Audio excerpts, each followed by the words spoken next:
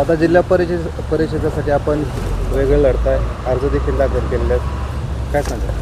काय जिल्हा परिषदेमध्ये आम्ही सगळ्याच गटामध्ये भूमपरंडावाशी विधानसभा मतदारसंघामध्ये आम्ही अपक्ष निवडणूक लढवण्याचं सगळ्या कार्यकर्त्यांनी ठरवलं. सिम्बॉलही दिलेले आहेत पक्षाचे, पण आम्ही सगळेजण अपक्ष लढतो आहे. चर्चा अशी होती की तानाजी सावंत घरातून फूट पडलेले आणि पुतणे जे आहेत ते वेगळे झालेले आहेत आणि काकांच्या विरोधात शड्डू ठोकलेले आहेत. चर्चेवरती किती विश्वास ठेवायचा हे तुम्ही ठरवावं. विषय आहे शेड्डू ठोकलाय कार्यकर्त्यासाठी, काकांसाठी नाही. कारण स्थानिक स्वराज्य संस्था ही कार्यकर्त्याचं इलेक्शन आहे आणि कार्यकर्त्यासाठी शेड्डू ठोकलेला आहे.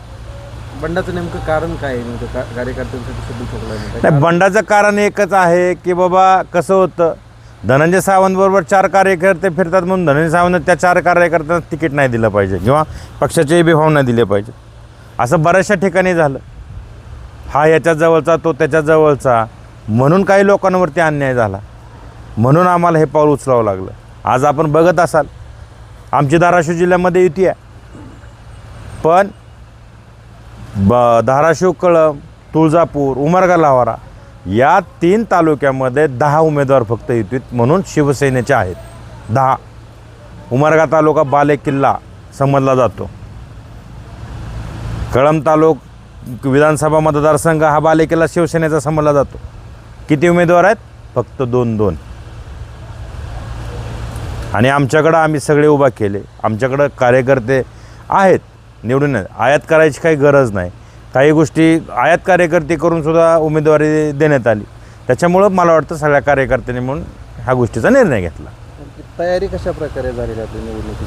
तयारी कशा प्रकारे? तयारी आम्हाला विश्वास आहे, जी आम्ही तयारी केली त्याच्यावरती निश्चित आमचा विजय पक्का आहे. साधारणतः किती उमेदवार निवडून येईल? नाही, आता कसं आहे, उमेदवार तर सगळेच भरलेले आहेत. म्हणजे 13 जिल्हा परिषद गट आहेत, 26 पंचायत समिती गण आहेत. उमेदवार अपक्ष सगळ्याच गणातून आम्ही भरलेले आहेत. पण 27 तारखेला जो अंतिम माघार दिवस आहे त्या दिवशी खऱ्या अर्थानं की आम्ही शिवसैनिक म्हणून किंवा आम्ही अपक्ष फॉर्म भरून किती जण रिंगणात उतरतो आहे हे 27 तारखेला येणार 27 कळेल आपल्याला. विरोधकांचं कितपत आव्हान असणार आहे आपल्याला? आम्हाला विरोधकाचं आव्हान वाटत नाही, कारण आम्हाला आमच्या कामावरती आणि आमच्या कर्मावरती विश्वास आहे.